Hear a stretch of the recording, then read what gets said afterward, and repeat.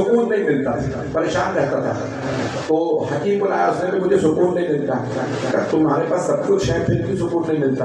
कब मुझसे ऐसा गुनाह हुआ, मैंने किसी एक पाक और मासूम हस्ती को जहर दिया, तो उसने कहा कि भाई तुझे सुकून नहीं मिलेगा, शिकार पे चला जाया कर, तेरी तवज्जो बढ़ जाएगी। उसने कहा ठीक है, तवज्जो रहे मेरे साथ। बात में शायद आपने सुना हो, नतीजा मुझे एक नया पेश करना है, अगर मजमा मेरे साथ रहेगा।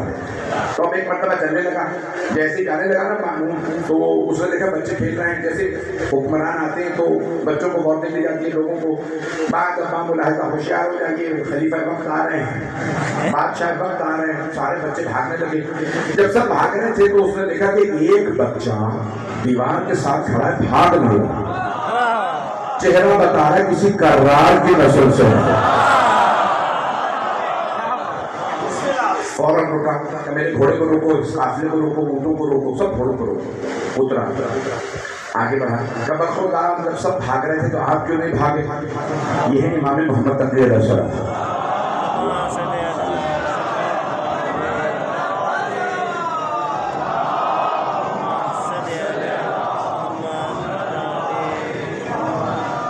पंद्रह 20 मिनट की जहमत होगा, चलते रहिए। मजमा अभी तक तो मेरे साथ बहुत। एक मर्तबा उसने पूछा, बखुदार आप भागे क्यों नहीं? 9 बरस के इमाम हैं, सारा मतलब भाग गया, मर्द भाग गए, खवातीन भाग गई, बच्चे भाग गए, आप क्यों नहीं भागे? मौला ने कहा 3 वजह से।